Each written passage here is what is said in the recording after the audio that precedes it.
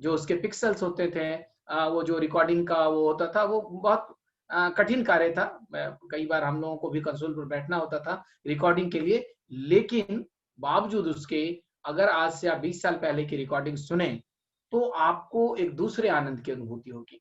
आपको लगेगा कि सचमुच क्या बात है।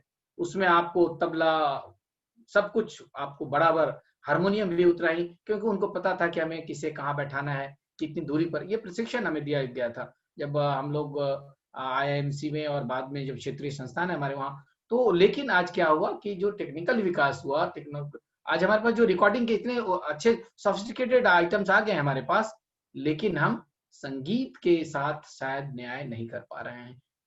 उसके बाद देखिए, जब रिकॉर्डर था हमारे पास, पहले तो रेडियो था, रेडियो के बाद रिकॉर्डर 2 इन 1 के रूप में आया, और रिकॉर्डर में जो कैसेट होते थे, आज भी हमारे पास बहुत सारे ऐसे कैसेट हैं जिसमें हमारे पास पंडित बिस्मिल्लाह खान साहब की भी रिकॉर्डिंग है। एक जयंती में हमको उनके जन्म अवसर पर मिलने का मौका मिला था, उसकी रिकॉर्डिंग आज हमारे पास है। आज जब मैं उसे सुनता हूँ तो लगता है कि आज भी मेरे पास है, वो रिकॉर्डर आज भी है, कैसेट आज भी हम लोग प्रयोग करते हैं। लेकिन जब टेक्नोलॉजी का विकास हुआ, जब आज हम कट पेस्ट, जो कट पेस्ट इसलिए वो सिर्फ रिसर्च में नहीं होता है, या सिर्फ हमारे यहाँ ये पढ़ने पढ़ाने में नहीं होता है। आज हमारे संगीत के क्षेत्र में भी कट पेस्ट की बात हो रही है, और हम उसको यहाँ से उठा के वहाँ और वहाँ कर देते हैं। एक आपने कुछ रिकॉर्ड किया, फिर उसको आप कई जगह उसको आप प्रयोग करते हैं। लेकिन वो दौर याद करिए जब कट पेस्ट नहीं होता था, सारे के सारे एक साथ लाइव होते थे। उसका जो प्रभाव था, उसमें जो संगीत के में जो सृजनशीलता थी, आज कहीं न कहीं वो सृजनशीलता समाप्त हो रही है, और मुझे ये लगता है कि इस दिशा में चिंतन की आवश्यकता है। और भी इसके बाद देखिए, जब हमारे यहाँ जो डिवाइसेज़ हैं, स्टोरेज डिवाइस की अगर बात करें, तो जब हमारे यहाँ कंप्यूटर आया तो डिवाइसेज़ हमारे पास कम थे, फ्लॉपी छोटा हुआ करता था। फिर बाद में हम लोग सीडी की बात करने लगे। सीडी में 8 से 10 कट हुआ करते थे, और वो आकाशवाणी में उसका प्रसारण के लिए हम लोग उस कट को ये करते थे। लेकिन आज जब हमारे पास हार्ड डिस्क बहुत सारे मेमोरीज के साथ आ गए हैं, उससे भी हम प्रभावित हो रहे हैं, क्योंकि जब आपके पास बहुत सारी चीजें एक साथ हो जाती हैं, तो शायद आप उतना समय नहीं दे पाते हैं। ये अलग बात है कि सीडी में जब हम 6 कट या 5 कट हमारे पास गायन की रिकॉर्डिंग होती थी, तो उसको हम लोग सुनने की कोशिश करते थे, और फिर हमको लगता था कि हम और सुने और सुने और सुने। लेकिन आज जब हमारे पास बहुत प्रचुरता के साथ चीजें सामने आ गई हैं, तो हमारे सुनने की, सृजनशीलता की जो क्षमता है वो प्रभावित हुई है। और मुझे लगता है कि संगीत के क्षेत्र में, संगीत के संवर्धन में ये एक सबसे बड़ी बाधा मुझे दिख रही है। लेकिन अगर हम तकनीकी के प्रयोग की बात करें, तो मुझे लगता है कि ठीक है, तकनीकी के प्रयोग से सुविधाएँ तो ज़रूर हुई है।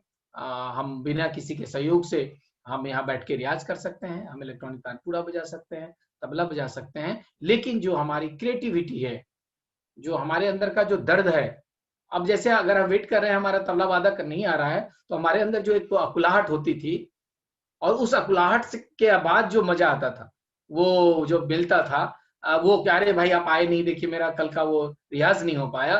तो उस अकुलाहट से जो आनंद, और आनंद में जो सृजनशीलता, वो पूर्णतः समाप्त हो रही है, और हम मशीनीकरण की ओर जा रहे हैं। मुझे लगता है कि मशीनीकरण के इस दौर में हमें पुनः-पुनः वहीं लौटने की आवश्यकता है, जहाँ हम मिल बैठकर संगीत को और संवर्धित करें। और देखिए, उसमें क्या होता है कि हमारी जो सृजनशीलता वो बढ़ती थी। हम कुछ नया कर पाने की स्थिति में होते थे। सपोज़ वो तबला वादक या कोई वो नहीं आ पाए तो हम अकेले जो कुछ कर पाते थे, हो सकता है वो करते-करते कुछ नया कर लेते थे। और मुझे यकीन है कि कई ऐसे यहाँ गीतकार, संगीतकार, विद्वान बैठे हैं, जिनके जीवन में ऐसी घटना हुई होगी कि कुछ करते-करते उन्होंने नया किया होगा, नई रचना हो गई होगी, और निश्चित रूप से वो संगीत के क्षेत्र में एक बहुत बड़ा योगदान उसे मैं मानता हूँ। तो फिर देखिए, वही मैं आकाशवाणी की बात फिर से कर रहा हूँ, और मैं पिछले दिनों दूरदर्शन गया था, दूरदर्शन केंद्र पे एक कार्यक्रम था, वहाँ हम लोगों ने देखा, दूरदर्शन की भी यही स्थिति है। और दूरदर्शन टेलीविज़न के इतने चैनल्स आने के बाद आप देखिए संगीत की क्या स्थिति है। इतने फ्यूज़न और संगीत को, मैं इसको, ये शब्द तो ऐसे प्रयोग करने का मैं अधिक के लिए नहीं अधिकृत हूँ, क्योंकि मैं तो पत्रकारिता से जुड़ा हुआ हूँ। लेकिन मुझे लग रहा है संगीत को का जो मूल स्वर है, जो उसका आधार है उसको ध्वस्त करने में हमारा ये तकनीकी विकास भी बहुत महत्वपूर्ण योगदान दे रहा है। क्योंकि ट्रैक बजा के आज की डेट में किसी भी गीत का ट्रैक आपको मार्केट में उपलब्ध है, या फिर आप गूगल से उसको डाउनलोड कर लीजिए और वहां पर आप उसको गाइए। ठीक है, अच्छी बात है कि हर व्यक्ति गाए, वो इसमें कोई एतराज नहीं है, लेकिन फिर आप जब उसको गाकर जब आप अपलोड करते हैं विभिन्न चैनलों पर और विभिन्न प्लेटफॉर्म्स पर, जब आप उसको अपलोड करते हैं, तब आप सोचिए कि आप उसके साथ कितना अन्याय करते हैं। आप सब हमारे अतिथिगण हैं, यहाँ पर विद्वान वक्ता हैं, सब लोग हैं, वो सोचेंगे कि मैं लगातार नेगेटिव बातें ही कर रहा हूँ, लेकिन ऐसा नहीं है। टेक्नोलॉजी के आने से सुविधाएं जरूर हुई है। पहली सुविधा तो ये कि हम लोग रूबरू हो रहे हैं। मैडम दरभंगा में है, सर दिल्ली में है, माननीय चेतन जोशी साहब दिल्ली में बैठे हैं, बाकी हमारे प्रोफेसर कमलजीत साहब सुदूर पंजाब से बैठे हैं, मिल रहे हैं हम। लेकिन इस मिलने मिलाने में यदि हम अपनी सृजनशीलता को बनाए रखना चाहते हैं, तो हमें ये मुझे लगता है कि हमें ये जो तकनीकी विकास हुए हैं उसको प्रयास करना चाहिए कि हम उससे जितने संगीत के महाविद्यालय हैं, विश्वविद्यालय हैं, वहां पर कम से कम हम ये चाहें कि जो तबला के हैं, जो तानपुरा के हैं, जो अन्य वाद्य यंत्रों के वो हैं, वो जरूर मिलें और खास तौर से जो विद्यार्थी हैं, जो रियाज करने वाले हैं, उसका प्रयोग करें। और दूसरी बात कि ये एक और मुझे कहना चाहिए कि देखिए, आज से 15 साल 20 साल पहले की बात करें और आज क्या है, जो एक कीबोर्ड आ गया है। मैं तेजपुर केंद्रीय विश्वविद्यालय में जब था, तो वहाँ एक हमारा अनन्या वनजोत्सना एक बालिका है, जो अपने कीबोर्ड से तमाम वाद्य यंत्रों को सब्स्टिट्यूट कर पा रही थी। तबला नहीं है, कोई बात नहीं है, ये यंत्र नहीं है, कोई बात नहीं है। और फिर मुझे ये लगता है कि शायद ये संगीत के लिए, जो संगीत की सृजनशीलता है, क्योंकि संगीत कहते हैं कि भगवान शिव के वरदान से, और शिव जो आदि गुरु हैं संगीत के, वहां से संगीत की शुरुआत हुई है। और जब हम प्रसन्न होते हैं, यहाँ तक कि हम दुखी भी होते हैं, तो गाते हैं। भारत तो 16 संस्कारों वाला देश है, सभी जानते हैं। जब पुंसवन संस्कार से लेकर बच्चे का जन्म होता है तो हम सोहर गाते हैं, और जब निधन होता है तो हम समदाउन गाते हैं, और वो सभी जानते हैं, हम उसको उसकी चर्चा नहीं करेंगे। लेकिन इस तकनीकी ने हमारे माताओं के जो गले में लोक संगीत था, हमारी बहनों के गले में लोक संगीत था, हमारे गांव की हर माताएं, हर बहनें गाती थी। जब बारात घर पे आता था, तो वो उस समय पता नहीं होता था। हमारे यहाँ शारदा जी हैं, शारदा सिन्हा जी, जो शादी के सारे गाने, जितने हमारे संस्कार हैं, उपटन से लेकर और बेटी की विदाई से लेकर सिंदूरदान तक, सब कुछ गाती हैं। और वो सिर्फ शारदा सिन्हा नहीं गाती थी, गांव की एक एक बेटियां गाती थी। लेकिन ये जो रिकॉर्डर है, ये जो कैसेट है, और इसने हमारी बहनों के गले में जो गीत था, संगीत था, उसको छीन लिया है। आज हम बस आज कोई भी शादी हो, वहां पर हम वो पूरी आवाज में वो लाउड स्पीकर बजाते हैं, और वहां पर हमारी माताएं अब गाती नहीं है। मुझे याद नहीं कि शायद, या आप लोगों को याद हो कि अभी कोई बाराती आती है और वहां पर महिलाएं गाली दे रही हो। वहां पहले हम मुझे याद है जब मैं छोटा था, और शादियों में हमारी माँ, यद्यपि संगीत की बहुत गायिका नहीं है, लेकिन उन्होंने बहुत सारी गालियां सीख ली थी। गालियां वो वाली नहीं, हमारे माँ वाली गाली नहीं, वो स्वागत में गाली गाती थी। बाद में फिल्म में भी आया, सुनाओ मेरी सखियां स्वागत में गाली सुनाओ, वो ठीक है। लेकिन इससे मुझे लग रहा है कि तकनीकी के प्रवेश से, खासतौर से संगीत के क्षेत्र में प्रवेश से, जो हमारी माताएं, हमारी बहनें, और जो हमारा खासतौर से लोक संगीत था, वो प्रभावित हुआ है। और इस दिशा में जितने संगीत के विद्वान हैं, यहाँ पर सब लोग बैठे हैं, इस पर चिंतन की आवश्यकता है। और मैं ज्यादा समय नहीं लेते हुए बस सिर्फ यही कहूंगा कि जो लोक संगीत है या फिर शास्त्रीय संगीत है, मुझे लगता है जो लोक संगीत और शास्त्रीय संगीत में जो मूल अंतर है, लोक संगीत में आप कोई ऐसी बाध्यता नहीं है कि जो ये मेरा मानना है, मैं कहीं मैंने कोई ऐसा डेफिनेशन पढ़ा नहीं है। और शास्त्रीय संगीत में उसके अपने ये नियम है, कानून है, कायदा है। तो एक दिन जब मैं मालिनी जी से बात कर रहा था, तो मालिनी जी ने कहा कि देखो, तो जो लोक संगीत है, उसका सबसे वो परिभाषा ये है कि उसके जो लेखक हैं या उसके जो गायक है, पहले उसका पता नहीं है, इसीलिए वो लोक है। क्योंकि वो लोक में चलता जा रहा है, उसके बाद वो दादी से पोती, फिर पोती से उनकी उनके, ये जब चलता जाता तो ये लोक हो जाता है। और शास्त्रीय उसके सारे कायदे कानून है, उसके नियम है, इसके बाद ये स्वर लगेगा, इसके बाद ये स्वर लगेगा, ये मध्यम है, ये तीव्र है, ये सारी चीजें हैं। तो लोक संगीत को और शास्त्रीय संगीत को भी अगर बढ़ावा देने की आवश्यकता है, अगर उसको संवर्धित करने की आवश्यकता है, उसकी सृजनशीलता को बनाए रखने की आवश्यकता है, तो हमें पुनः अपने 20 से 25 साल पहले की स्थिति में जाना होगा। और ये जो तकनीकी का युग चल रहा है, इसे कहीं न कहीं मुझे लग रहा है कि इसे रोकने की आवश्यकता है, और तभी जाकर हम संगीत के रूप में, अगर अनुमति हो तो मैं, मुझे ये तो बहुत अच्छा गाता नहीं हूँ, लेकिन मेरा बहुत मन कर रहा है, तो अगर अनुमति हो माननीय पंडित देवेंद्र वर्मा जी की और आप सभी की, तो 2 पंक्ति मैं गा देता हूँ। और वो अगर अनुमति हो तो सर मैं गा दूं। और ये हाँ हाँ, बिल्कुल बिल्कुल, सुनाइए सुनाइए। हमारे यहाँ हम इसको आपके जत्सार संगीत कहते को हैं। नहीं, हम आपकी भावनाओं को सुनना चाहते हैं। जी जी जी सर, वो प्लीज। जत्सार की 1-2 पंक्ति मुझे अचानक अभी याद आ रही है। जो यहाँ पर उत्तर प्रदेश में जत्सार, हमारे यहाँ जो लोकगीत की बहुत सारी परंपरा, उसमें एक जत्सार भी है।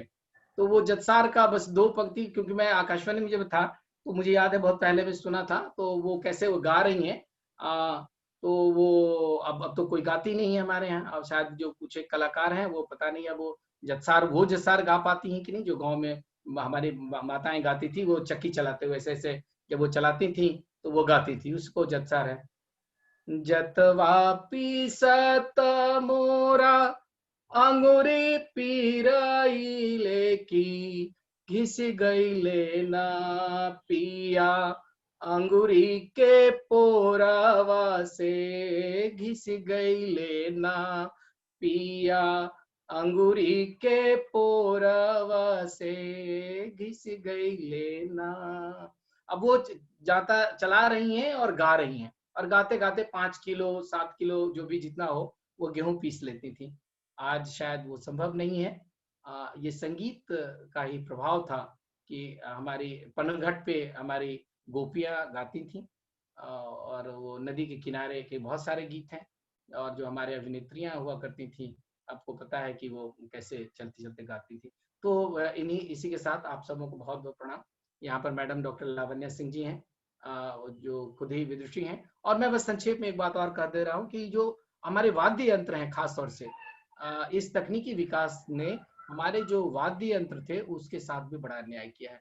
हमारे जो वाद्य यंत्र हैं ग्रामीण क्षेत्रों में हुआ करते थे, आज दिख नहीं रहे हैं।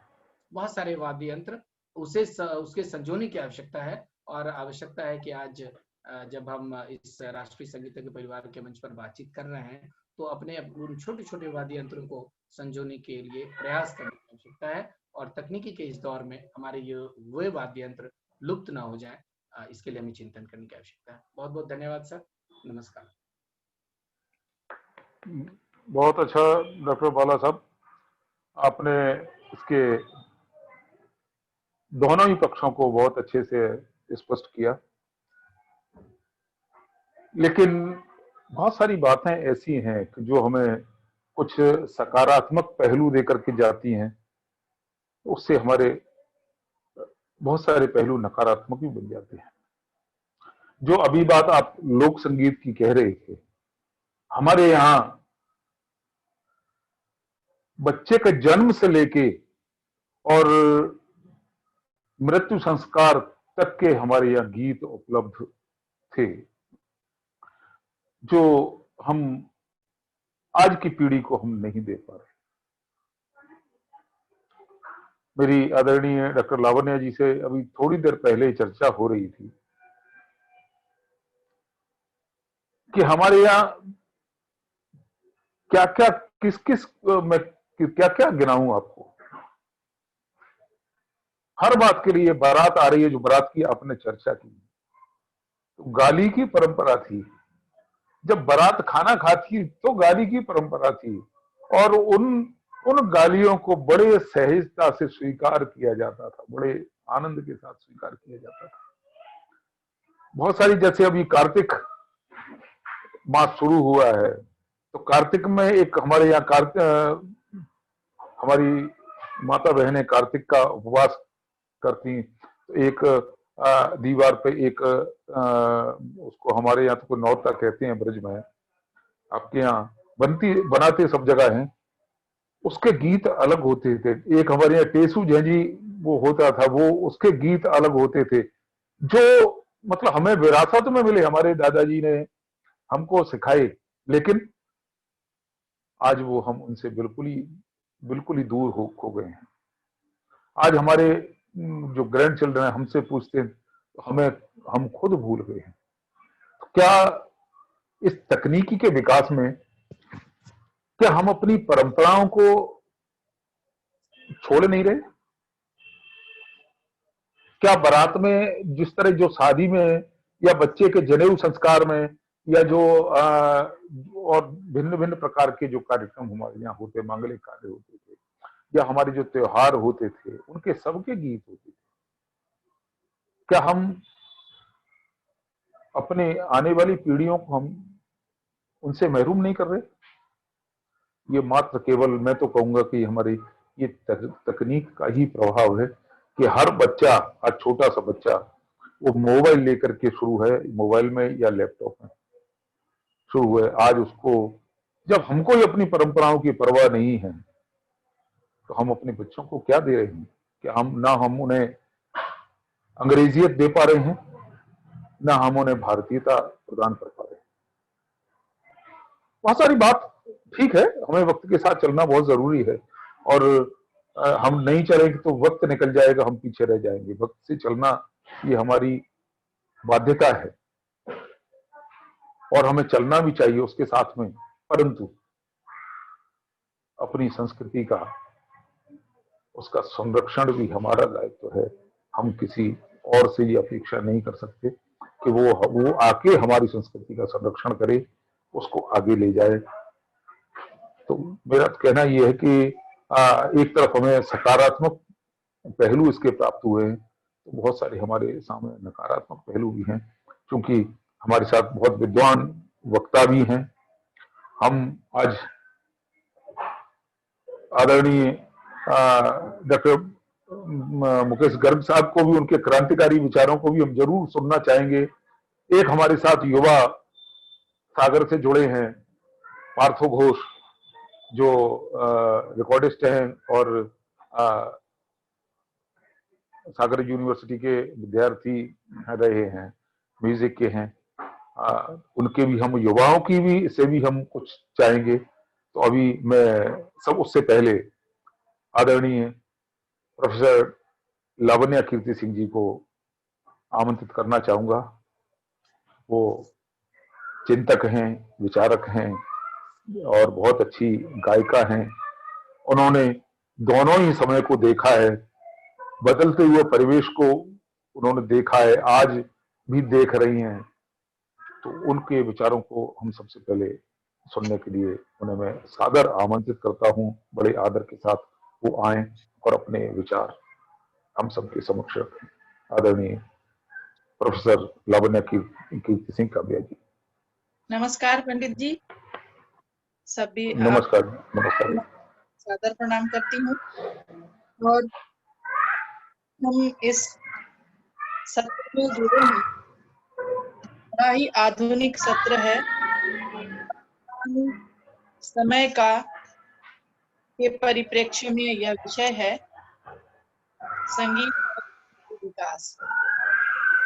इस सत्र के लिए मैं राष्ट्रीय संगीतज्ञ परिवार के पंडित देवेंद्र वर्मा जी, सुसमय मिश्र जी सहित सभी को साधुवाद देती हूँ। और आज सत्र में जुड़े हुए हमारे जॉनी फोस्टर जी, चेतन जोशी जी, हम लोग आज बहुत दिनों बाद मिल रहे हैं, सामने सामने हो रहे हैं। बालाजी, डॉक्टर मुकेश गर्ग जी, कमलजीत सर जी सभी जुड़े हैं, और हमारे साथ जितने भी विद्वान जुड़े हैं उन सभी का मैं सादर साधुवाद करती हूँ। और संगीत और तकनीकी विकास इस विषय पे अपनी बातों को रखने की कोशिश कर रही हूँ। आज हम जहां तक पहुंचे हैं उसमें हमारी सभ्यता संस्कृति का बहुत बड़ा योगदान है। और जिस संस्कृति में हम जी रहे हैं वह आधुनिक समय की आवश्यकता के अनुरूप बदलाव है। ऐसा महसूस किया गया होगा, इसकी जरूरत आई होगी, तब यह परिवर्तन हुआ होगा, आरंभ हुआ होगा और आज हम यहाँ तक पहुंचे हैं। हम ये कल्पना कर लें, मात्र कल्पना करें कि आज यह टेक्नोलॉजी नहीं होता तो बिना कोरोना के ही हम ग्रसित हो चुके होते। एक मानसिक विकार हमारे अंदर होता, हम घुट घुट कर अपनी चारदीवारी में कैद मर रहे होते। तो यह टेक्नोलॉजी हमें यह स्वर्णिम अवसर भी दिया है, इससे हम नकार नहीं सकते हैं। इसके पीछे बहुत सारी ऐसी चीजें हैं जिसे हम स्वीकार नहीं करते हैं। बालाजी ने बहुत महत्वपूर्ण बात कही है, बाला लखेंद्र जी ने उन्होंने महसूस किया है उस बात को और उन्होंने कहा इस बात को। लेकिन आज जो एक हम जो आज से पूर्व, कोरोना से पूर्व एक इस दुविधा में थे, कौन आगे कौन पीछे, तो हर व्यक्ति पहली पंक्ति में बैठा नजर आ रहा है। हर व्यक्ति वही देख सुन रहा है जो पहला व्यक्ति सुन रहा है, जो आखिरी किसी महफिल में या किसी सम्मेलन में अंतिम कुर्सी पर बैठा हुआ व्यक्ति देखता था। ऑनलाइन जितनी भी चीजें हो रही हैं, टेक्नोलॉजी से के मार्फत जितनी भी चीजें हो रही हैं, उसका कोई विकल्प नहीं है। लेकिन इस युग में इस तकनीक ने गजब का काम किया है। कई गलत चीजों को इसने सही जवाब दिया है। बहुत बड़े मैनेजमेंट गुरु कहे जाते हैं एन रघुरामन जी। कई जगह पत्र पत्रिकाओं में वो हमेशा लिखते रहते हैं। उन्होंने इस संदर्भ में लिखा था कि अगर सामान्यतया हम स्टेशन में कार पार्किंग करते हैं या कहीं बाजार में कार पार्किंग करते हैं तो अनऑथराइज्ड छोटे बच्चे, बड़े, जवान सभी उसके लिए वसूली करने आ जाते हैं। लेकिन एक ऐप आया जो अहमदाबाद जिसका इस्तेमाल कर रहा है, वह ऐप इतना कारगर हुआ कि उस शहर में इस तरह के क्राइम को रोक दिया। यहाँ भी टेक्नोलॉजी है और उसने इसे रोकने में मदद की है। इस तकनीक ने सृजन से जुड़े हर व्यक्ति का हौसला बढ़ाया है।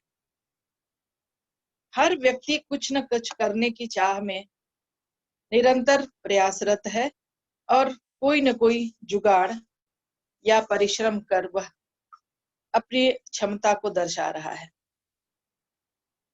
संगीत के क्षेत्र में हम याद करें उन महिलाओं को जिन्हें घर से निकलने की अनुमति नहीं थी, बैलगाड़ियों में रात रात भर का सफर कर कार्यक्रम के लिए जाती थी। उन्हें आमंत्रित किया जाता था, परंतु उन्हें जो प्राकृतिक निवृत्तियां होती हैं उससे निवृत्त होने के लिए उन्हें कोई साधन नहीं था। उन्हें हम कोई बेगम, विदुषी, कुछ भी इस तरह का सम्मानजनक शब्द उनके लिए इस्तेमाल नहीं किया गया। उन लोगों ने किस तरह का काल देखा होगा।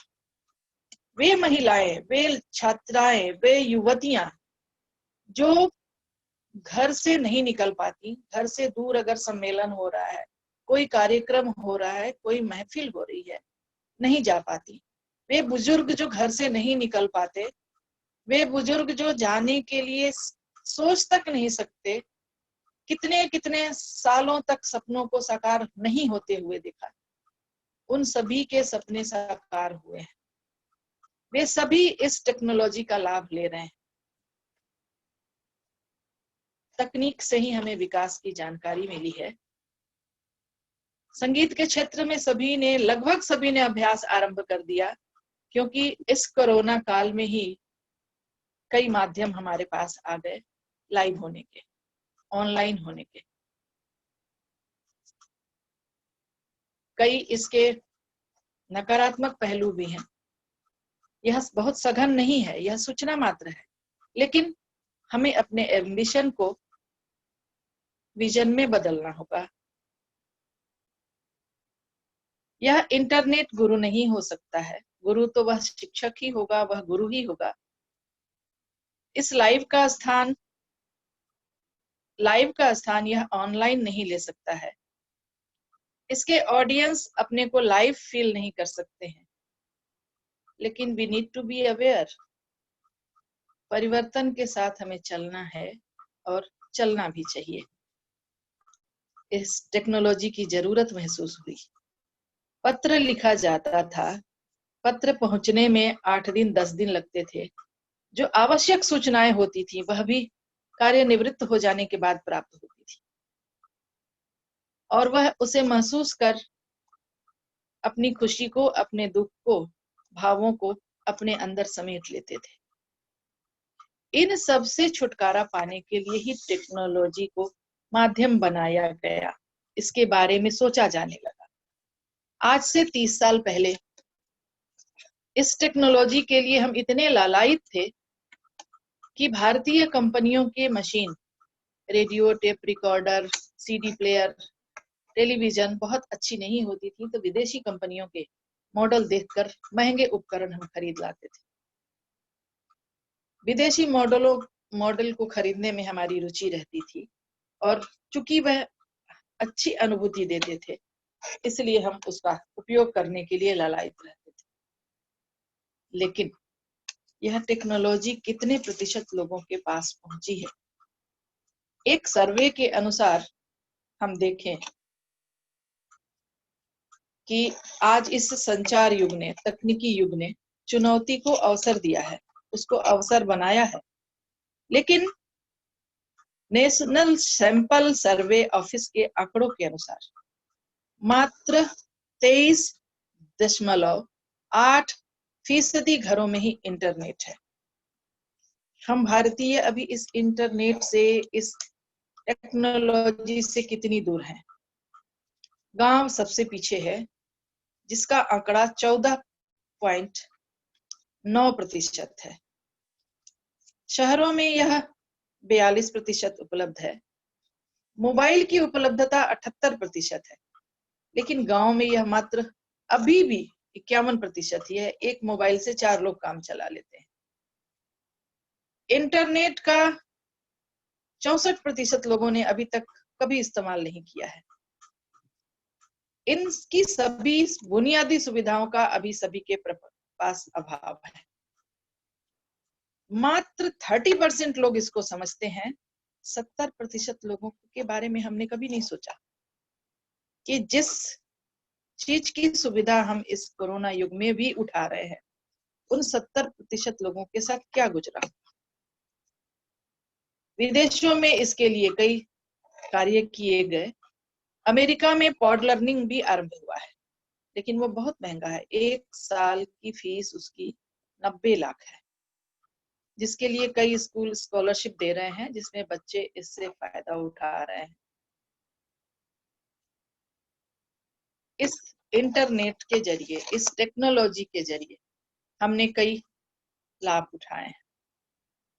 जब हम भारतीय खासकर जब हम आगे बढ़ते हैं तो हर पिछली चीज के लिए अफसोस करते हैं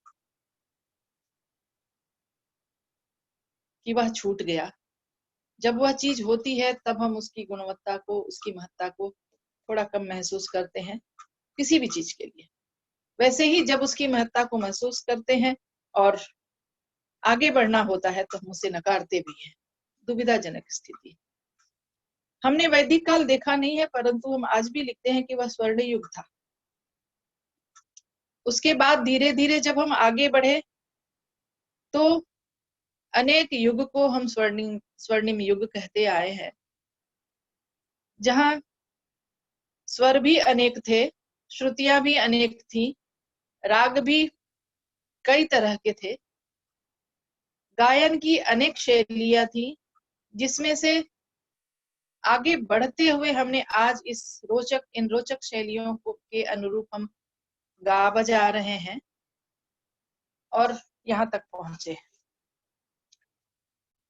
जब एक सामाजिक रूप में, संगठन के रूप में कार्य करते हैं तो वह कार्य निश्चित ही रोचक होता है, जल्दी तारतम्य जल्दी बन जाता है। इस टेक्नोलॉजी में तारतम्य का थोड़ा अभाव है, फीलिंग्स का अभाव है। हम करते करते इस फीलिंग्स तक पहुंचे हैं कि हम जो आज बातें कर रहे हैं, बालाजी ने जो बातें कही, पंडित देवेंद्र वर्मानी जी ने जो बातें कही, चेतन जोशी जी ने जो बातें कही, उसे महसूस करने की कोशिश कर रहे हैं। लेकिन जब हम साथ होते हैं तो एक रूह से रूह का मिलना जो होता है वह तेज गति से होता है, तीव्र होता है। उसका अभाव हमें आज खल रहा है। परंतु इस परिस्थिति में इतना हमें प्राप्त हुआ, यह क्या कम है? इस टेक्नोलॉजी ने ही बालाजी के आकाशवाणी को दिया है। आकाशवाणी में अभी भी शुद्धता है कि वहां रिमिक्स नहीं बजता, वहां वास्तविकता है। इलेक्ट्रॉनिक सामग्रियों में भी बहुत तेजी आई। 2-2, 3-3 कंपनियों के रेडियो मिलने लगे, ट्रांजिस्टर मिलने लगे, और उसी कंपनी का अधिकार था। एडवर्टीजमेंट और मार्केटिंग बढ़ी तो कई कंपनियां हो गई, कैसेट सीडी की कई कंपनियां हो गई और एकाधिकार समाप्त हुआ। जो एक ही आदमी करता था, वो एक आधिपत्य था, जो एक सत्ता थी, वह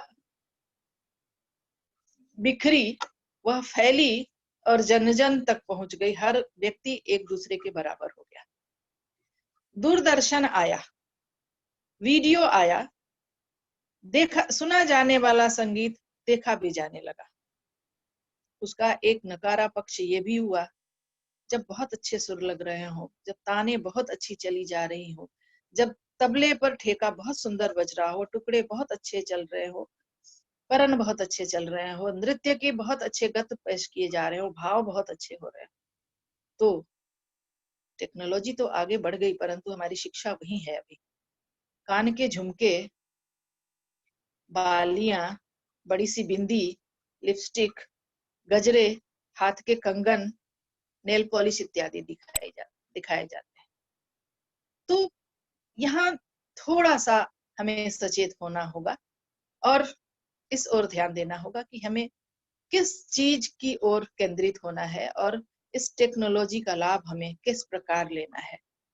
जहां देखने की चीज हो वहां सुनने की बात होती है, जहां सुनने की बात हो वहां देखने की चीज दिखाई जाती है, सामने लाई जाती है। टेक्नोलॉजी के इस युग में बहुत बड़ी खोज एक जो हमारे सामने है वह फिल्म है, फिल्म संगीत है। यह आम और खास दोनों के नजदीक है।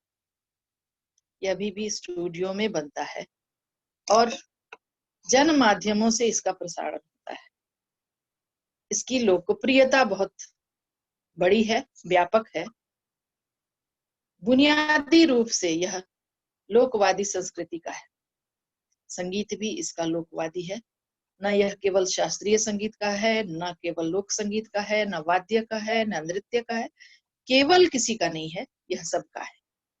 और इसने जो तकनीक का इस्तेमाल किया, एक पूरी दुनिया है जहां सब टेक्नोलॉजी के सारे माध्यमों को, सारे तत्वों का जहां प्रयोग होता है, और यह पूरी तरह से छाया हुआ है और सभी को इसने समेटा है अपने, और सभी लालायित भी रहते हैं कि थोड़ा अवसर हमें मिले, कोई कहे ना कहे। विज्ञापन ने टेक्नोलॉजी का इस्तेमाल किया है। यहाँ संगीत की जो तकनीकी उपयोगिता है वह भी बहुत केंद्रित करने वाली चीज है, उस पर ध्यान देने की बात है। कैसेट कंपनियां, इसने उद्योग को, संगीत के उद्योग को बहुत विस्तार दिया। हर महफिल में नहीं पहुंचने का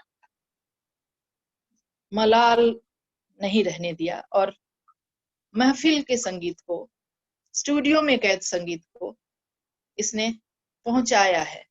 कॉम्पैक्ट डिस्क ने पहुंचाया है। सीडी, वीसीडी, फ्लॉपी नहीं चल सकी, इसने पहुंचाया। शिक्षित समाज में टेक्नोलॉजी के माध्यम से डिस्टेंस एजुकेशन एक बहुत सफल मोड हुआ। शुरू में लगता था यह कहीं कारगर नहीं होगा, यह चल नहीं पाएगा, संगीत के लिए एकदम बेकार सिद्ध होगा। लेकिन कई विद्वान संगीतज्ञ, गायक, वादक, नर्तक इसके माध्यम से शिक्षा दे रहे हैं, इसके माध्यम से हमारे सबक प्रस्तुत हो रहे हैं, अपनी विद्वता और अपने ज्ञान को हमारे लिए प्रस्तुत कर रहे हैं, हम उनसे लाभान्वित हो रहे हैं। कंप्यूटर आया, इसने तो सब एकदम से भूचाल ला दिया। कंप्यूटर जब आया, उस कमरे में चप्पल पहनकर नहीं जाना है, बाहर की हवा नहीं आनी चाहिए, डस्ट नहीं जाना चाहिए, धुआं नहीं जाना चाहिए। लेकिन इस टेक्नोलॉजी ने इसको इतना समृद्ध बना दिया, अब इसे लेकर हम कहीं भी जा सकते हैं। वह चाहे हमारा पर्सनल कंप्यूटर पीसी हो, लैपटॉप हो, हमारा पाम टैब हो, नेपस्टर हो। नेपस्टर एक ऐसा फाइल है जो संगीत के डिजिटल टुकड़े को स्टोर कर देता है, उसके द्वारा स्टोर किया जाता है। यह पहले संगीत के फाइल MP3 को इससे हम करते थे, अब इससे MP4, MP5 सब कुछ आ चुका है। आईपॉड में गाने स्टोर किए जाते हैं, विंडो मीडिया फाइल को भी स्टोर किया जाता है। पेन ड्राइव हमारे पास आ गया, सारी दुनिया को हम हाथ में लेकर चलने की बात करते हैं, उंगलियों में लेकर चल रहे हैं। टेक्नोलॉजी ने हमें कोई भी चीज अच्छी लगी, किसी के पास है, प्लीज दे दो, पेन ड्राइव लगाया और उसके पास आ जाता है। इतना विस्तार हुआ है। माइक्रोफोन जो संगीत की दुनिया का सबसे इंपॉर्टेंट चीज है। जब पंडित विष्णु नारायण भातखंडे और पंडित विष्णु दिगंबर पलुस्कर, ये दोनों विष्णु द्वय जब भ्रमण कर पूरे देश में संगीत का प्रचार प्रसार कर रहे थे, उन्हें कितनी असुविधा हुई होगी। मन में जो तीव्र इच्छा थी, मन में जो उद्वेग था, एक जो बेचैनी थी, उसके कारण उनके अंदर एक बल मिला और उसको साकार करने के लिए उन्होंने इतना सफर किया। क्या आज वह संभव है? नहीं है। हम पंगु भी हो गए हैं इस टेक्नोलॉजी के, परंतु यह संभव भी नहीं है। उन्होंने जो कार्य किया, और प्रचार प्रसार के लिए इस माइक्रोफोन ने, इस ध्वनि विस्तारक यंत्र, इस साउंड बॉक्स ने, लाउड स्पीकर ने, किस तरह के टीन के टुकड़ों में यह आया था और इतना खराब स्वरूप उसका बन जाता था, उसके स्टैंड का, उस लाउड स्पीकर का। जब उस साउंड वाले का नाम फलाना सर्विस सेंटर, फलाना साउंड सिस्टम लिखा होता था और बड़ा बड़ा घर के सबसे ऊपर लगाया, जिसका घर मोहल्ले में सबसे ऊंचा होता था उसके ऊपर लगाया जाता था और वह ध्वनि विस्तार होता था। तो उसका इतना विस्तार होता होता उसका इतने छोटे से रूप में वह आ गया कि आज वह उतने बड़े लाउड स्पीकर, उसको हम नहीं बोलते, साउंड बॉक्स बोलते हैं, एम्पलीफायर बोलते हैं, और न जाने क्या क्या चीजें आ गई हैं। उसके द्वारा हम अपनी बातों को दूसरे तक पहुंचाते हैं, गायन वादन को दूसरे तक पहुंचाते हैं। उस लाउड स्पीकर में, उस माइक्रोफोन में पहले हम सांस भी लेते थे तो घर से आवाज आती थी। थोड़ी सी खांसी आ गई, बड़ा मन खराब हो जाता था उस लाइव प्रोग्राम में। आज ऐसा बन गया, कुछ भी नहीं पता लगता, इतना सेंसिटिव इस तरह का बन गया। हमारे मोबाइल में इतने सारे सिस्टम है कि हम घर में दूर बैठकर लाइव प्रोग्राम अगर कर रहे हैं संगीत का, तो वो इतनी अच्छी तरह से कैच करता है। और कई तरह के माइक आ गए, हैंडी माइक हो गया, portable, button mic, switch mic, कितनी तरह की चीजें आ गई। अब इंटरनेट आया है, मोबाइल में 3G, 4G, 5G क्षमता वाले कम या अधिक कीमत पर इतने सारे इंस्ट्रूमेंट आ गए हैं और इन सब के माध्यम से हम जुड़ रहे हैं। बहुत सारे प्लस पॉइंट है। कुछ अगर इसमें खराबी है तो हमें उसके उतना इस्तेमाल को थोड़ा सा नकार देंगे तो प्रतिशत थोड़ा घट जाएगा। तानपुरा जब इलेक्ट्रॉनिक आया, उससे पहले एक सुरपेटी आई थी जिसमें मुख्य स्वर बजता था। तानपुरा आया, तालपेटी आई, तालमाला आया।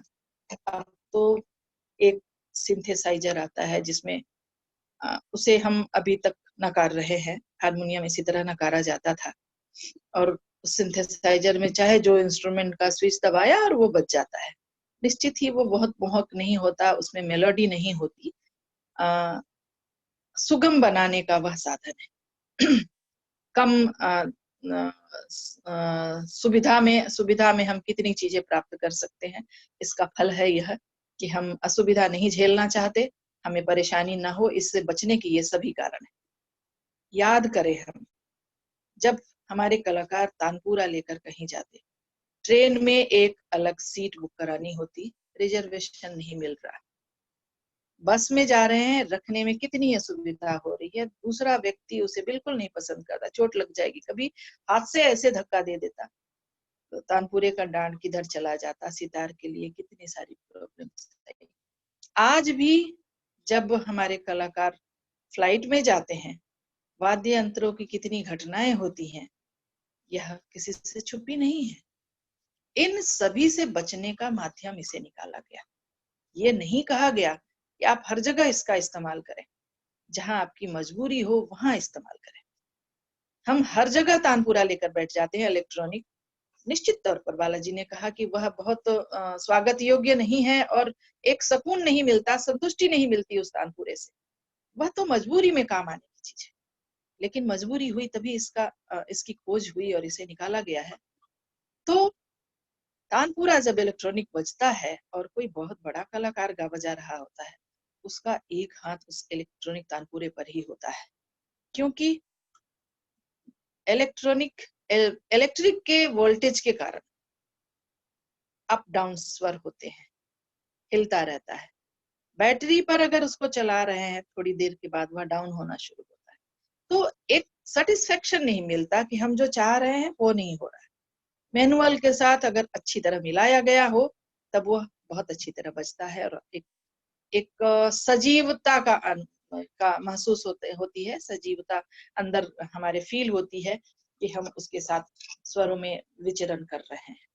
तबला के साथ भी यही है, जो आनंद उंगलियों के साथ जीवंतता जो मिलती है, जिसमें प्राण है, वह जो जब बजाता है उसके साथ जो अनुभूति होती है वो उसमें नहीं होगी। लेकिन हमें उसका उपयोग कहाँ करना है ये भी ध्यान रखना होगा। हमें अभ्यास के समय अगर कोई हमारा संगतकार नहीं आया, हमारा तानपुरा ले आने में अगर कठिनाई है, तो हम उसका प्रयोग करें तो यह चल सकता है। 100 इलेक्ट्रॉनिक तानपुरे निकालें, सभी की एक सी आवाज नहीं होती है, क्योंकि वह एक मशीन मैन बनाता है, उसे एक फ्रीक्वेंसी पर दिया गया है कि इतने पर रखना है। वह कितना दक्ष है उसके अनुसार वह तानपुरा बनाता है। अगर कोई खरीदने जाता है संगीतज्ञ, उसमें से उसे चुनना होता है कि कौन सा अच्छा बज रहा है। मशीन है वह, इंस्ट्रूमेंट वह इलेक्ट्रिक है, इलेक्ट्रॉनिक है।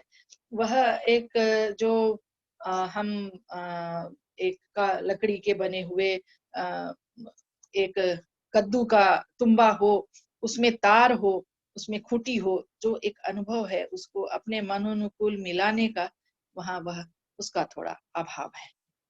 परंतु इन सभी चीजों को उन परिस्थितियों के लिए बनाया गया जहां हम बहुत कुशलता पूर्वक कार्य नहीं कर पा रहे हों, उसके लिए बनाया गया और हम इसके आदी होते चले गए। इसके साथ हम बिल्कुल व्यस्त हो गए और उसमें ही अपने को ढाल लिया। यह हमारी ओर से यह कुछ छोटी सी त्रुटियां हुई हैं, जिसके कारण हम इन सब चीजों को नकार रहे हैं। आज भी माइक्रोफोन अगर आता है, अच्छा माइक्रोफोन हो, तो हमें गाने में मजा आता है, बजाने में मजा आता है, बोलने में मजा आता है। अपना लेक्चर डेमोन्स्ट्रेशन हो, भाषण देना हो, तो बहुत अच्छा लगता है अगर अच्छी आवाज आ रही हो। तो हमें टेक्नोलॉजी की जरूरत है। तो जहाँ जिस तरह से इस टेक्नोलॉजी की जरूरत है, घर में अगर रेडियो का स्टूडियो बना हुआ हो, सारी चीजें बिखरी पड़ी हुई हो, स्टूडियो में बहुत महंगे इंस्ट्रूमेंट्स लगे हो, बहुत उम्दा किस्म की सारी चीजें लगाई गई हो और व्यवस्था हमारी बहुत अच्छी ना हो, तो हम उनका क्या करेंगे? उस टेक्नोलॉजी को इस्तेमाल करने भी हमें आना चाहिए। उस टेक्नोलॉजी का उपयोग हम कैसे कर रहे हैं ये भी हमें आना चाहिए। अगर हम टेक्नोलॉजी को एक सिरे से नकार देंगे तो शायद हम फिर पैदल चलने के कगार पर पहुंच जाएंगे और हमें एक से दूसरी जगह घसीटता हुआ जाना पड़ेगा। तो सारी चीजों को हम एक सिरे से नहीं नकार सकते। शिक्षा के लिए जिस प्रकार शिक्षित होना हमें जरूरी है आज, उस तरह उसी में हमें अवसर तलाशना है कि यह टेक्नोलॉजी हमारे लिए किस प्रकार कारगर सिद्ध होगी, कितनी टेक्नोलॉजी हमें चाहिए, कितना हमें हमारे अंदर से आवाज निकालने के लिए हमारे शरीर की टेक्नोलॉजी चाहिए। इसमें हम मशीन को सामने रख दें, लैपटॉप सामने रख दें, माइक्रोफोन सामने रख दें और चुपचाप बैठ जाए तो आवाज नहीं आएगी। वहां हमें अपने जो हमारा शरीर रूपी मशीन है उसको ही काम में लाना होगा। तो हमें उसके लिए इस ओर ध्यान देना होगा। और भी बातें हैं कि हम जिस माध्यम से जुड़ रहे हैं, वह जूम का ऐप हो, गूगल मीट हो, फेसबुक हो, इस पर सभी जुड़ सकते हैं। समानता का यह अवसर दिया है, सभी इस पे काम कर सकते हैं। लेकिन हम जहाँ लाइव होते हैं, जो हमें सम्मेलनों में जो सुख प्राप्त होता है, महफिल में जो तालियां बजती हैं, तालियों की गड़गड़ाहट जो आती है, वह आज एक समान हो गई है। वे वहां पंडित भीमसेन जोशी जी गा रहे होते तो, विदुषी किशोरी अमोनकर जी गा रही होती तो, मैं वहां बेसुरी गा रही होती तो, कोई बच्चा गा रहा होता तो, कोई ऐसा ही यूं ही अपने मन से कुछ भी गा बजा रहा होता तो, इन तालियों की जगह लाइक्स ने ले ली। और निश्चित रूप से विशुद्ध शास्त्रीय संगीत सुनने वालों की संख्या कम है। जिसे हम संगीत नहीं कह सकते, जो बेसुरा है, बेलय है, बेताल है, उस तरह का भी संगीत जैसे बालाजी ने बताया अभी यूट्यूब पे, गूगल पे, फेसबुक पे हमें देखने सुनने को मिलता है, उसकी लाइक्स ज्यादा होती है। तो उसके स्वरूप का निर्धारण जो हम करते हैं उस लाइक्स से नहीं कर सकते।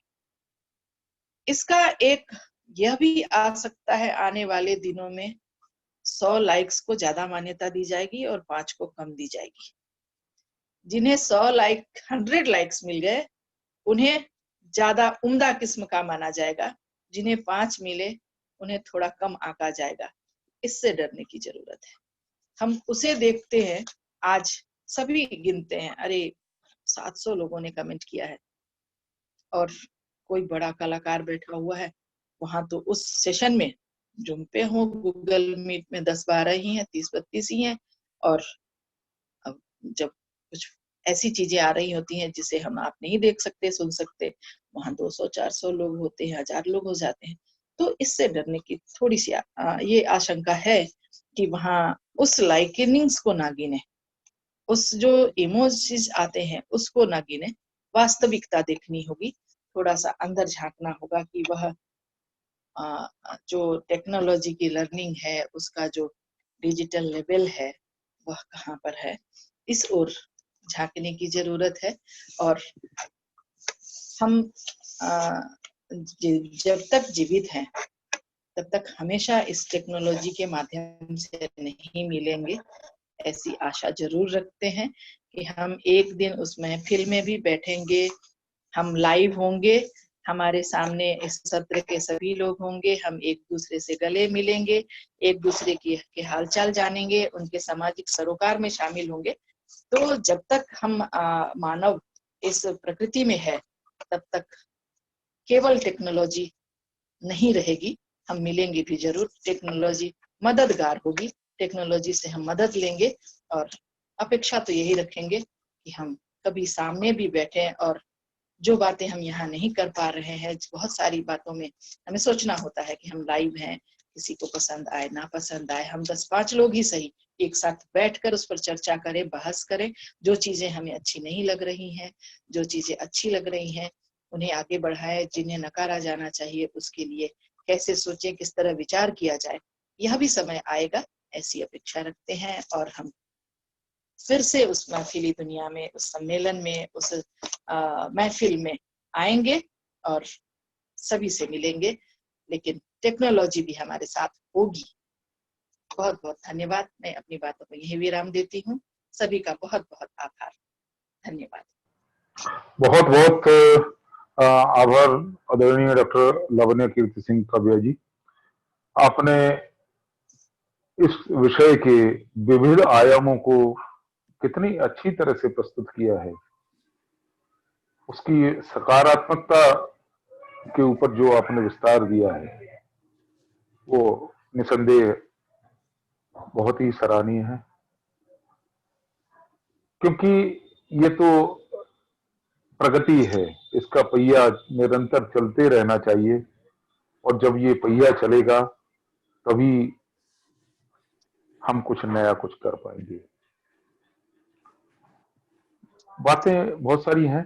अभी मैं हमारे मुख्य अतिथि बहुत बहुत धन्यवाद पंडित जी। बहुत अच्छा उद्बोधन आपका। हालांकि बातचीत तो बहुत सारी है, लेकिन हमारे पास वक्ता अभी आदरणीय पंडित चेतन जोशी जी अपनी बात रखना चाहते हैं, और तो हम पहले उनको सुनेंगे, उसके बाद हम जो भी डिस्कशन होगा आपस में करेंगे। अभी एक उदाहरण आपके समक्ष टेक्नोलॉजी, हमारे आदरणीय जॉनी फॉस्टर साहब बैठे हैं, उनके पीछे देखिए कितना पुराना ग्रामोफोन रखा हुआ दिखाई दे रहा है। वो इस बात का साक्षात प्रमाण है कि ये टेक्नोलॉजी आज की नहीं, ये तो हम बहुत पहले से इसको हम साथ लेते चले आ रहे हैं। जब हम किसी चीज को साथ लेते हैं तो कुछ चीजें हमारी पीछे भी छूटती चली जाती हैं। तो ये बहुत सारी बातें हैं। हमारे साथ डॉक्टर कमलजीत सिंह जी भी हैं, प्रभुने जी, देवेंद्र प्रभुने जी हमारे साथ यवतमाल से हैं। तो बहुत सारे विद्वान लोग हमारे साथ जुड़े हैं। फिर उनसे भी हम बाद में चर्चा करेंगे। पहले मैं आमंत्रित करना चाहता हूं पंडित चेतन जोशी आए और अपने बहुमूल्य वक्तव्य से हमें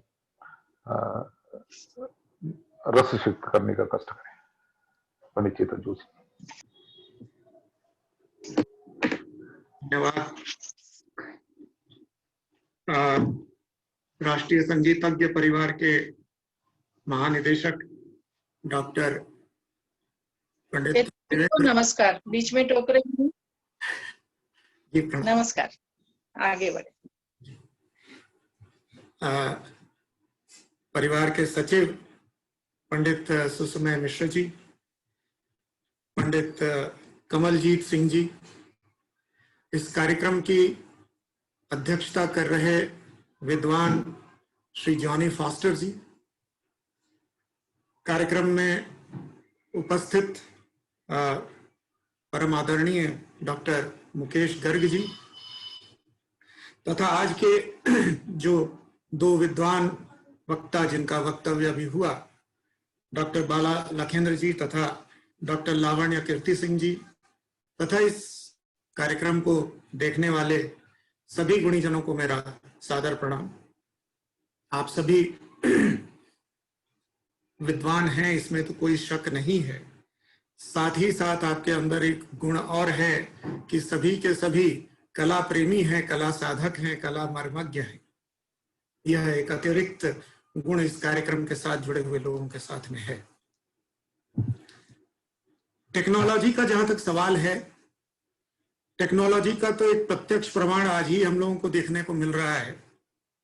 वास्तव में जब यह कोरोना काल आया तो विशेषकर पुरुषों के सामने दो ही ऑप्शन थे। सैलून में जाना संभव नहीं था, तो कोरोना कट नामक एक अलग विधा बनी, जिसमें एक छोर पर डॉक्टर बाला लखेंद्र जी हैं और दूसरे छोर पर मैं हूं। तो ये दो ही आयाम हो सकते हैं इस कोरोना कट के पुरुषों के लिए। बाकी तो सैलून जाने की अभी तो हिम्मत नहीं है, वहां हजारों लोग आते जाते हैं, पता नहीं कौन प्रसाद दे जाए।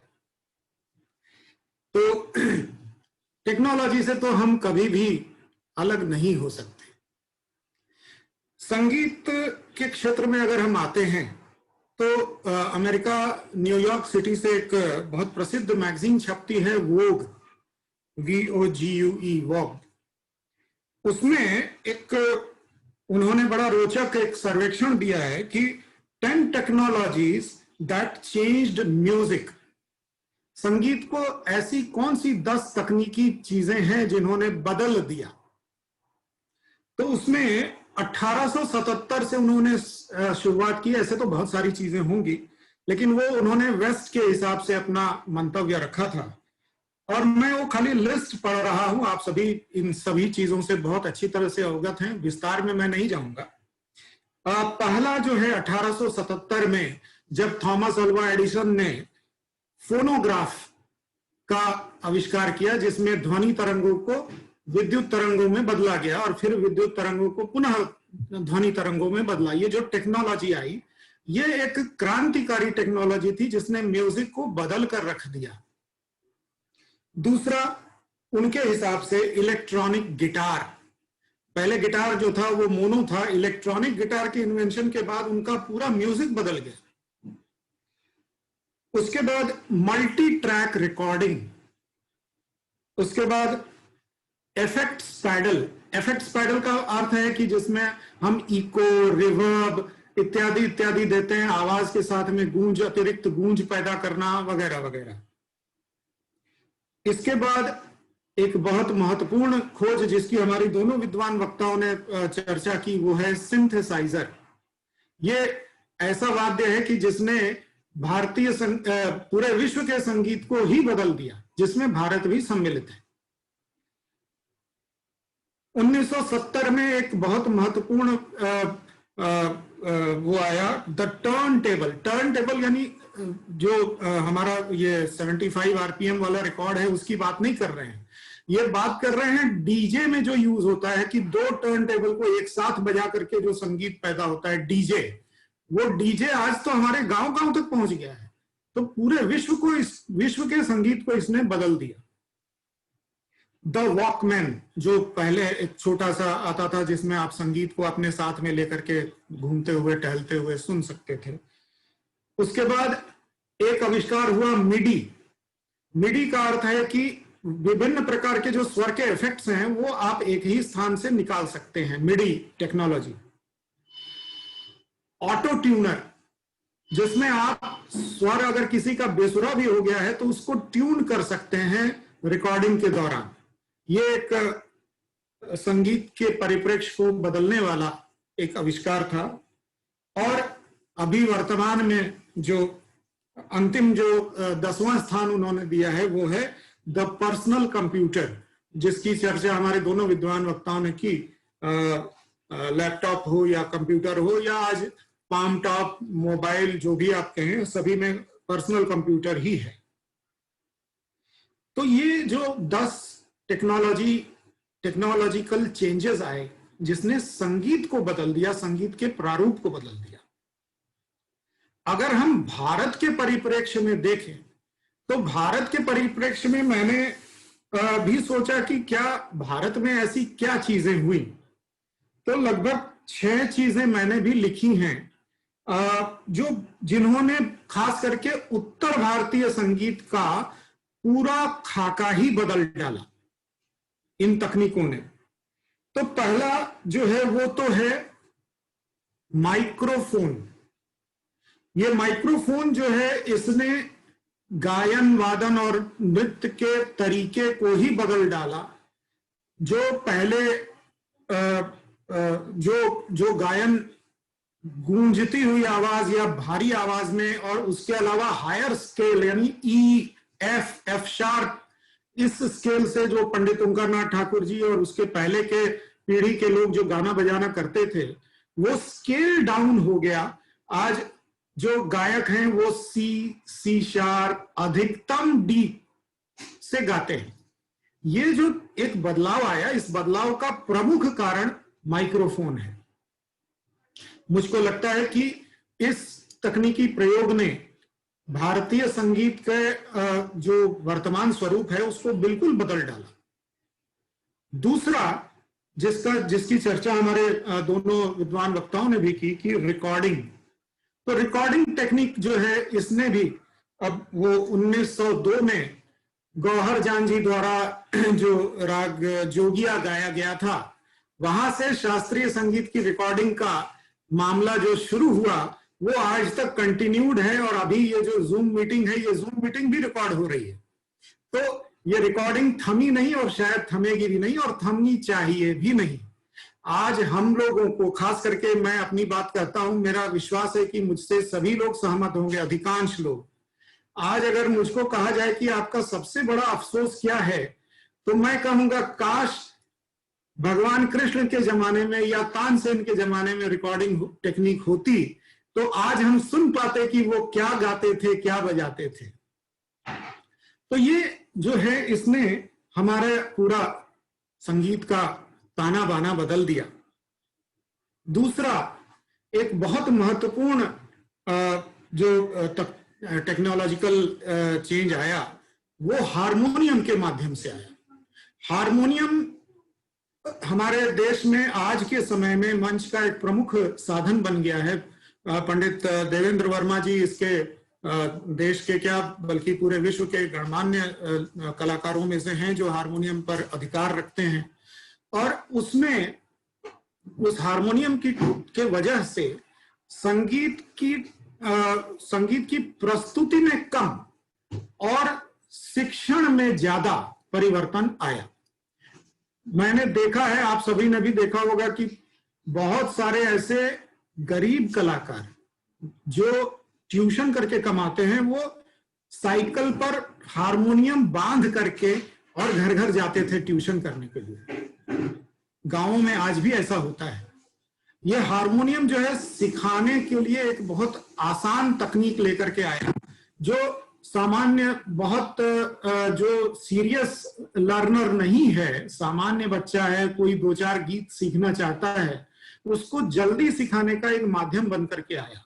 और फिर बाद में तो, हालांकि इसमें बहुत सारी कमियां हैं, आज भी कमियां हैं, नींद नहीं होती है हारमोनियम में, या एक उसकी ट्यूनिंग के विषय में, खैर वो आप सभी जानते हैं, मैं उसके विषय में ज्यादा नहीं कहना चाहता।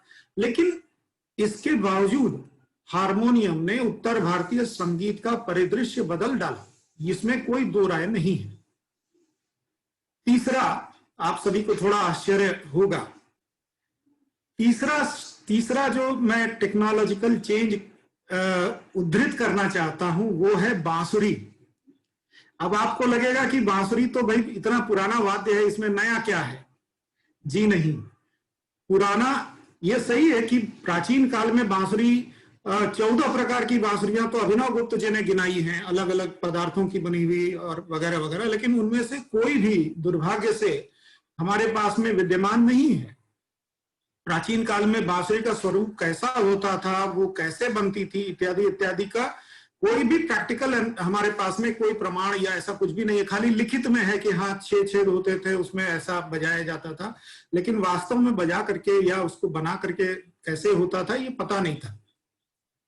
तो पंडित पन्नालाल घोष जी ने लगभग 100 वर्ष पहले ये बड़ी बांसुरी का जो इन्वेंशन किया, उसने कम से कम बांसुरी वादन को ही नहीं, बांसुरी के जो साउंड का जो प्रयोग होता था फिल्मों में, बैकग्राउंड म्यूजिक में, या गीतों गजलों के एकम्पनीमेंट में, या शास्त्रीय संगीत में एकल वादन में, इस पूरे परिदृश्य को बदल कर रख दिया। तो ये एक बड़ा इन्वेंशन था जो पंडित पन्नालाल घोष जी के माध्यम से आया, और ये टेक्नोलॉजिकल चेंज बहुत महत्वपूर्ण मैं मानता हूं उत्तर भारतीय संगीत के परिदृश्य में।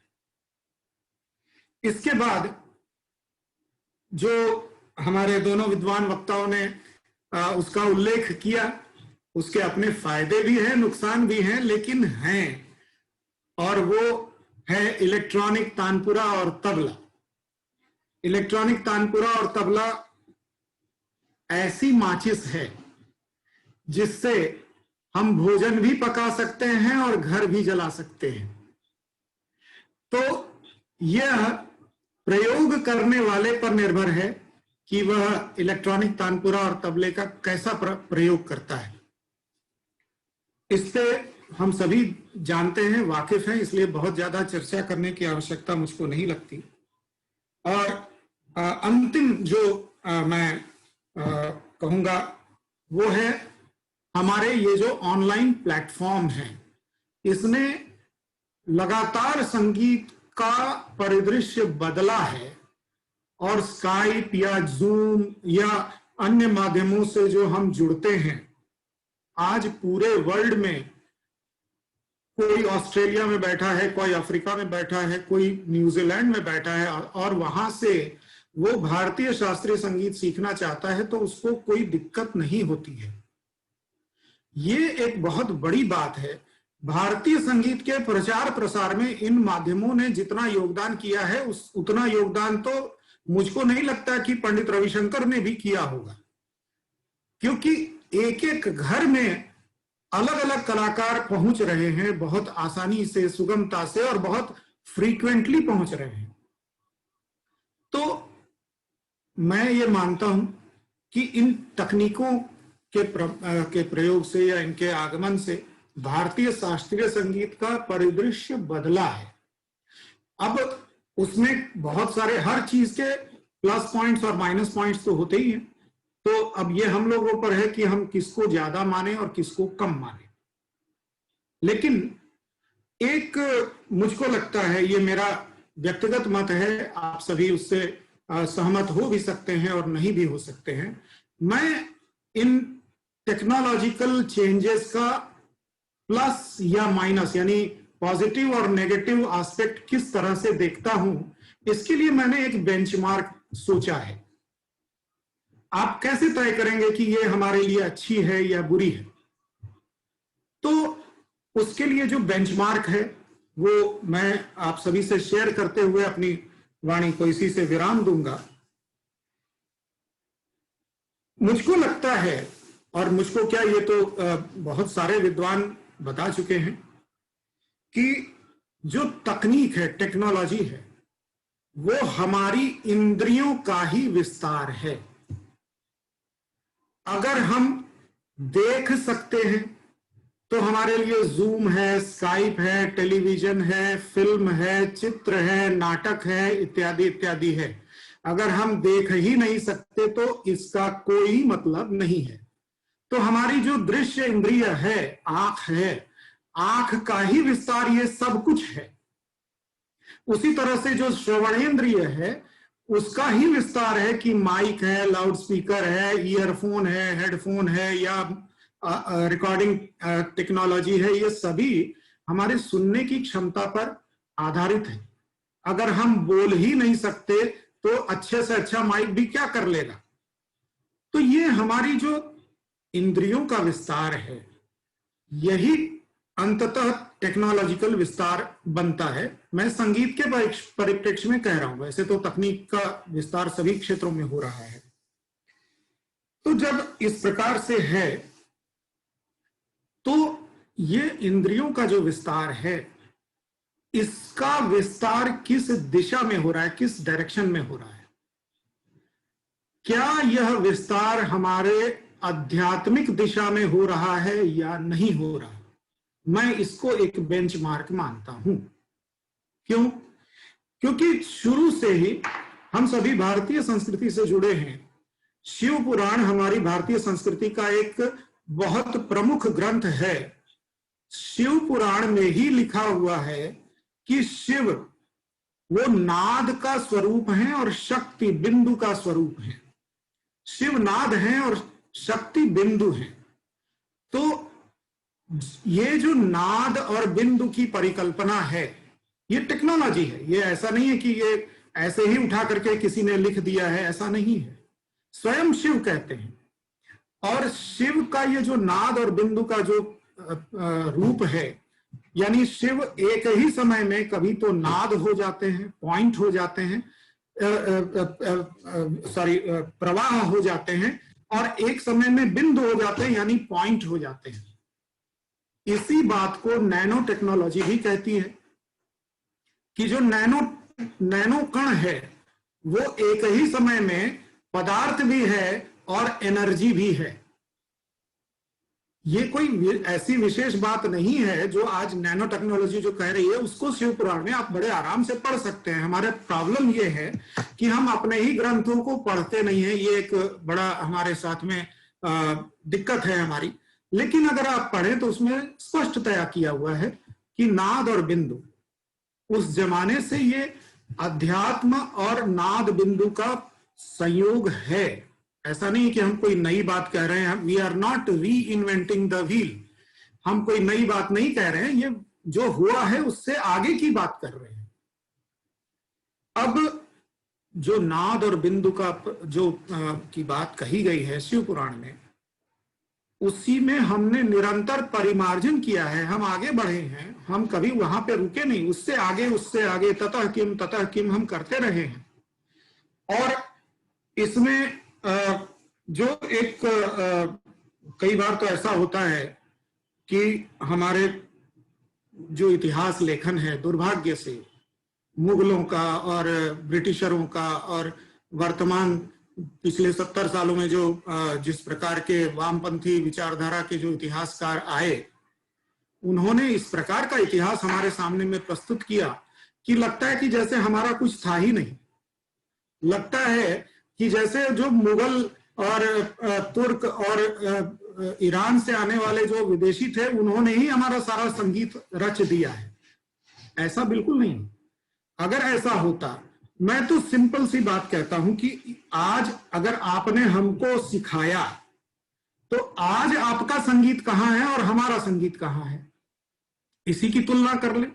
अगर आप ईरानी संगीत, शास्त्रीय संगीत सुने, अभी फेसबुक पे मैंने एक पोस्ट भी डाली थी, उसमें उनका लिंक भी डाला था, यूट्यूब लिंक डाला था मैंने। ईरान का संगीत हो, मंगोलिया का शास्त्रीय संगीत हो या तुर्की का शास्त्रीय संगीत हो, अगर आप सुने तो आपको हंसी आने लगेगी। वो हमारे पुरानी फिल्मों के संगीत से कहीं आगे नहीं है। और उनके बारे में कहा जाता है कि उन्होंने हमको संगीत सिखाया। तो ये कितनी विडंबना की बात है, कितनी विचित्र बात है। लेकिन अब ठीक है, अच्छा, हमारे इतिहासकारों का भी ऐसा ही कहना है, उनके हर लाइन में ये आता है, माना जाता है, समझा जाता है, शायद हुआ होगा, ऐसे शब्द प्रयोग इतिहासकार करते हैं। यानी वो इतिहास नहीं, कहानी ही बन जाती है। तो ऐसे लोगों पर भरोसा न करें। आप देखें, हमारे जो संगीत का एक प्रमाण ग्रंथ है नाट्यशास्त्र, नाट्यशास्त्र को भी इस प्रकार से उसकी व्याख्या की जाती है कि जैसे लगता है कि हमारा संगीत जो है वो अध्यात्म से बिल्कुल कटा हुआ है। क्या होता है कि अगर आधा सच बताया जाए तो वो ज्यादा घातक होता है पूर्ण सत्य के तुलना में। आप देखें क्या होता है कि कई लोग जो हैं, जो तथाकथित ये इस पक्ष के हैं कि हमारा संगीत जो है वो तो सिर्फ मनोरंजन के लिए है, उसका आध्यात्मिकता से कुछ लेना देना नहीं है। ऐसा नहीं है। वो एक श्लोक नाट्यशास्त्र के पहले अध्याय में ही वर्णित है, महेंद्र प्रमुख है देवेर रुक्त किल पितामह क्रीडनीयकमिच्छामो दृश्यम श्रवम च यद भवेत्। ये प्रथमोध्याय में 11वां श्लोक है। यानी महेंद्र आदि देवताओं ने पितामह ब्रह्मा जी से आकर निवेदन किया कि हे देव, हम क्रीड़ा का ऐसा साधन चाहते हैं जो देखने और सुनने योग्य हो। अब इसी को कोट करके लोग कहते हैं कि नहीं नहीं, नाट्य शास्त्र में तो कहा गया है कि संगीत में आध्यात्मिकता का कोई स्थान नहीं है। लेकिन वे भूल जाते हैं कि ये जो 11वां श्लोक है उसके तुरंत ही बाद 14वां जो श्लोक है उसमें भगवान ब्रह्मा जी स्वयं कहते हैं, धर्म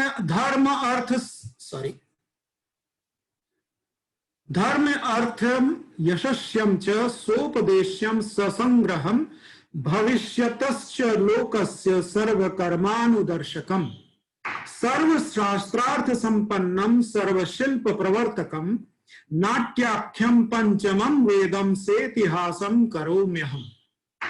भगवान ब्रह्मा जी ने सभी वेदों का स्मरण करते हुए, ध्यान रहे, सभी वेदों का स्मरण करते हुए संकल्प किया, मैं नाट्य नामक ऐसे 5वें वेद की इतिहास सहित रचना करता हूं जो धर्म और अर्थ की प्राप्ति कराने वाला, मैं फिर से रिपीट करता हूं, धर्म और अर्थ की प्राप्ति कराने वाला, यश देने वाला, उपदेश तथा संग्रह से युक्त, भावी जगत के लिए सभी कार्यों का पथ प्रदर्शक, सब शास्त्रों के अर्थों से परिपूर्ण तथा सभी शिल्पों को प्रदर्शित करने वाला होगा। आप सोचें, ये जो धर्म की प्राप्ति कराने वाला ग्रंथ है, उसको हम अध्यात्म से कैसे अलग कर सकते हैं? स्वयं ब्रह्मा जी कह रहे हैं, और ब्रह्मा जी की इस वाक्य को नाट्य शास्त्र में भरत मुनि ने कोट किया है। तो ये जो आध्यात्मिकता है, ये आध्यात्मिकता हमारे संगीत में आज भी है। आप देखें जो भाषा का प्रयोग होता है वो कैसे होता है। अगर ये आध्यात्मिक नहीं होता तो कैसे ऐसा होता कि संगीत सिर्फ श्रवणीय ना हो करके भारत में संगीत आंखों में उतरता है। आपने सुना होगा, आपने देखा भी होगा, और ऐसा है, संगीत आंखों में उतरता है। ये अध्यात्म से अलग कैसे है? कानों में शहद घोलता है। कानों में शहद घोलना, कान का काम नहीं है शहद घुलवाना, लेकिन कानों में शहद घोलता है। स्वर कटु या मधुर हो जाते हैं। कटु और मधुर ये स्वाद है जो मुख से अनुभव होते हैं। कहां कान और कहां स्वाद है।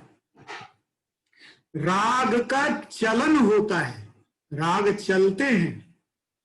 ये सब अनुभूति की चीजें हैं, अध्यात्म की चीजें हैं। भावनाओं को सुना जाता है। अभी अभी वर्मा जी ने ये शब्द प्रयोग किया जब लावण्य जी या बालाजी बोल रहे थे कि भावनाओं को सुनिए। तो ये भावनाओं को सुना कैसे जाए? ये तो हृदय से भावनाएं प्रकट हो रही हैं, जिनका कोई शब्द नहीं, कोई नाद नहीं, उसको आप सुन कैसे सकते हैं? लेकिन अध्यात्म के द्वारा इसको सुन सकते हैं। या संगीत की सरिता बहती है। ये सब क्या है? ये जो अनुभव हैं, ये कोई टेक्नोलॉजिकल अनुभव नहीं है, ये अध्यात्म से रिलेटेड अनुभव हैं। और मेरा मानना है, अंत में इस वाक्य से मैं समाप्त करूंगा, कि टेक्नोलॉजी जो हमारे संगीत और अध्यात्म के रिलेशन को डेवलप करे, विकसित करे, परिमार्जित करे, उस तकनीक का हम स्वागत करेंगे। इसके अतिरिक्त जो तकनीकें हैं वो हमारे लिए शायद उतनी उपयोगी नहीं होंगी। इन्हीं शब्दों के साथ मैं अपना वक्तव्य समाप्त करता हूं। बहुत बहुत धन्यवाद। वाह वाह पंडित चेतन जोशी जी, क्या अद्भुत व्यक्तित्व। और सबसे बड़ी बात कि इंद्रियों का विस्तार ही टेक्नोलॉजी है। वाह, ये एक वाक्य में ही आपने सब कुछ कह दिया। ये बहुत महत्वपूर्ण बात है और इस पे विचार करने वाली बात है, इस पर चिंतन करने वाली बात है कि हाँ, जो हम देखते हैं, हमारी दूरदृष्टि, जो महाभारत का संपूर्ण दृश्य संजय धृतराष्ट्र जी को सुना रहे थे, तो हो सकता है संभवतः ये जूम या गूगल डीओ ये इस टाइप का कुछ रहा होगा, जिनको हम दूरदृष्टि कहते हैं या दिव्य दृष्टि कहते हैं। तो हो सकता है इस प्रकार की दिव्य दृष्टि ही उस वक्त उपलब्ध हो। ये जो हम विमान देखते हैं आज, ये जो पुष्पक विमान, शायद उसी प्रकार की कोई टेक्नोलॉजी रही हो। तो बहुत सारी ऐसी बातें हैं जो बहुत ही महत्वपूर्ण हैं। और पंडित चेतन जोशी जी, आपका और प्रोफेसर लावण्य जी का जो शोधात्मक आपका उद्बोधन रहा, वो बहुत ही महत्वपूर्ण रहा हम लोगों के लिए। और मैं आभार प्रदर्शन करके मैं कोई वो नहीं करना चाहता। ये आपका जी जी बहुत बड़ा आपका सहयोग है, बहुत बड़ा आपका एक ऐसा काम है जिससे हमारे युवा निसंदेह लाभान्वित होंगे, उनका बहुत फायदा होगा। अब मैं आज की अध्यक्षता कर रहे